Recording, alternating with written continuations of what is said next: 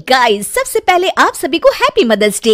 इस mother's day को और भी स्पेशल बनाइए हेलो ऐप के साथ और पार्टिसिपेट कीजिए सुपर मॉम चैलेंज में। बस पोस्ट कीजिए आपकी सुपर मॉम का फोटो एमवी फीचर के जरिए और दिखाइए सारी दुनिया को कि आपकी माँ सुपर मॉम है। तो देर किस बात की है, जाइए डाउनलोड कीजिए हेलो ऐप और शेयर करो आपकी feelings for your super mom with friends and family.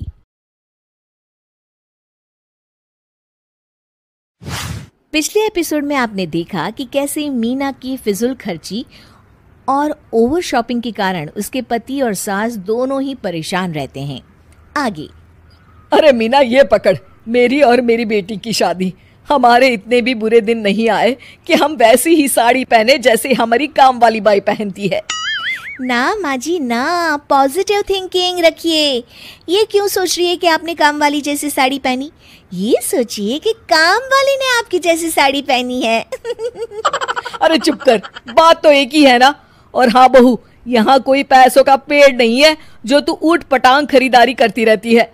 बस माँ जी बस, आज के बाद मैं आप लोगों से कभी भी पैसे नहीं लूंगी। ये कहकर वो वहां से चली जाती है। अगले दिन मीना फिर ढेर सारी पैकेट्स लेकर घर में घुसती है। सास और पति की आंखें ये देखकर फूटी की फूटी रह जाती है। इस बार तो मीना हर बार से भी ज्यादा महंगे सामान लेकर आती है। मीना पंकज को दिखाती है, ये देखिए जी कितनी महंगी घड़ी है, पूरे 10% कम रेट में मिली है, वो भी बड़े मॉल में। अरे ये कहाँ से आई? मीना, आखिर तुम पैसे कहाँ से ला रही हो? जरूर अपने गहने बेच रही होगी, तभी तो इतने महंगे सामान खरीद रही है। अरे सासू माँ, मीना नाम है मेरा, मीना। मेरा काम खरीदारी करना है, बेचना नहीं। ये बोलकर मीना वहां से चली जाती है। अब तो रोज ही मीना बाजार जाती और ढेर सारा सामान लाती। ना तो पति से पैसे लेती और ना ही सास से, और ना ही उनके दरवाजे कोई पैसे मांगने के लिए आता, यानी कि उधार भी बंद। अब ये बात माँ बेटे को किसी भी तरह से पच नहीं रही थी। सास एक दिन ये पता लगाने के लिए कि मीना कहाँ से पैसे ला रही है और शॉपिंग कर रही है, उसका पीछा करती है। वो उसके पीछे पीछे मॉल तक जाती है, जहाँ वो देखती है कि पहले तो मीना ढेर सारा सामान ले रही है और फिर पर्स से कुछ निकाल कर बिलिंग करवा रही है, फिर बिल पर्स में रखकर वापस आ रही है। सास जल्दी से भागकर घर आ जाती है और कहती है, अरे इसके पर्स में पैसे आखिर कहाँ से आ सकते हैं? आज तो मौका देकर इसका पर्स देखना ही होगा। मीना घर आती है, साथ ढेर सारा सामान होता है। वो इस बार सास को बिना दिखाए ही अपने कमरे में चली जाती है।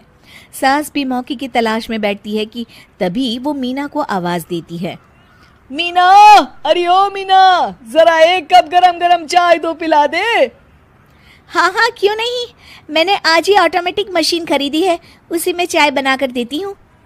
ये कहकर मीना बड़ा सा बॉक्स लेकर किचन में चली जाती है और सास मौका देखकर उसके कमरे में जाती है और बहू का पर्स खोलकर देखती है, लेकिन उसमें उसे कोई पैसे दिखाई नहीं देते। वो वापस आकर बैठ जाती है। मीना उन्हें चाय देती है, लेकिन चाय पीते ही सास पूरी चाय थूक देती है। छी छी, ये चाय पीकर लग रहा है जैसे खाली पानी में चीनी उबाल दी हो। ओहो, बड़े बड़े लोगों के घर ऐसी ही चाय बनती है माँ जी, मशीनी चाय। नहीं बनना मुझे बड़े लोग। अरे चुपचाप जा और अदरक कूटकर अच्छी सी चाय बनाकर ले आ। मीना बड़बड़ कर कर वहां से चली जाती है। वहीं पास बैठकर सास सोचती है कि आखिर इसके पास पैसे आ कहाँ से रहे हैं जो रोज शॉपिंग करती है। सास शाम को पंकज को सारी बात बताती है। वो उसे बताती है कि कैसे उसने मीना का पीछा किया और मीना ने अपने पर्स से ही सारी बिलिंग की है। फिर दोनों सोच में पड़ जाते हैं कि आखिर पैसे आ कहाँ से रहे हैं। एक दिन सास और पंकज दोनों को ही इस सवाल का जवाब मिल जाता है जब एक बार फिर से घर के दरवाजे की घंटी बजती है। पंकज जैसे ही दरवाजा खोलता है, सामने एक आदमी खड़ा होता है।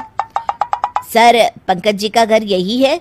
जी हाँ, मैं ही हूँ पंकज, बताइए। सर, मैं LIC बैंक से आया हूँ, आपका 3 लाख का बिल पेंडिंग है, कब तक पूरा भरेंगे? पंकज हैरान हो जाता है। तभी वहाँ मीना आ जाती है। देखिए, आप लोगों ने मुझे पैसे देने से मना कर दिया था ना, तो मैंने क्रेडिट कार्ड बनवा लिया था।